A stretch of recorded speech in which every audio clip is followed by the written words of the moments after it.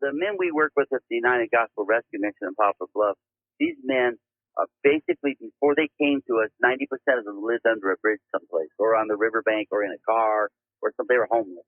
Whoa. And so I get guys, they don't even know what a Bible is. They don't even know anything, and much less about, are you a Christian? They don't even know what a Christian is. They have to learn to be intentional in what they're doing.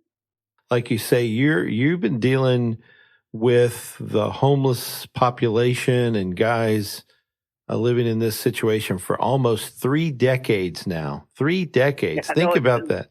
It doesn't seem that long when you're having fun. Yeah.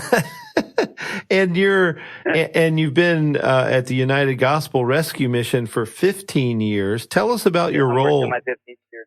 Yeah. Tell us about your role there at the United Gospel Rescue Mission. So here, I'm the executive director. Well, that means I'm also the counselor to the men, the chaplain, the fundraiser, the cook, the thrift store manager, although I do have one, but I'm just saying I have to manage all these different things. And I actually have a guy who cooks, but I still have to manage what he's doing and make sure stuff's going in and out. And so it's a lot to do.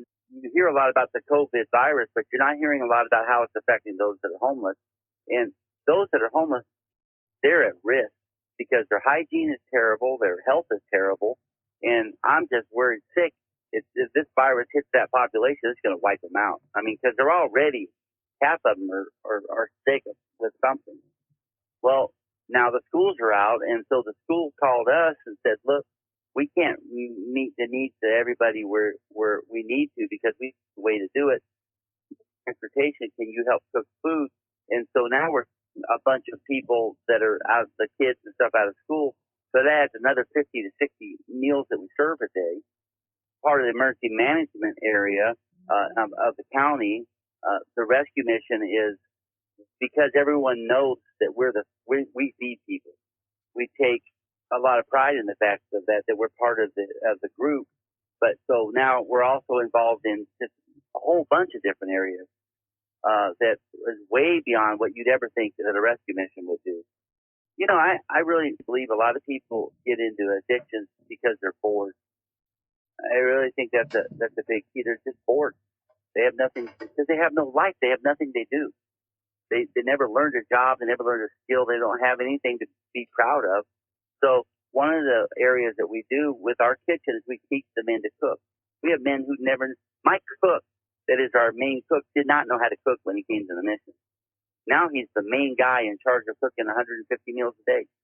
Wow. And he just does it, but I'm always telling people, it doesn't matter if a guy got out of prison with 17 felonies, that he's not a job prospect necessarily.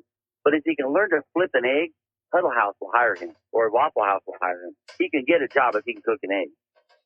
So, we teach them basic things on how to cook. In fact, we have a little competition team. We smoke a lot of meat. That's a big thing out here, barbecue. We smoke meat, and we have shirts we wear that says, we smoke meat, not drugs. Yeah. That's our slogan. Oh, man. I love it. I mean, you are so practical, down to earth, just real. And I love that about you, brother. That is so good. Do you think of yourself as an evangelist? Sometimes, because we're spreading the good word.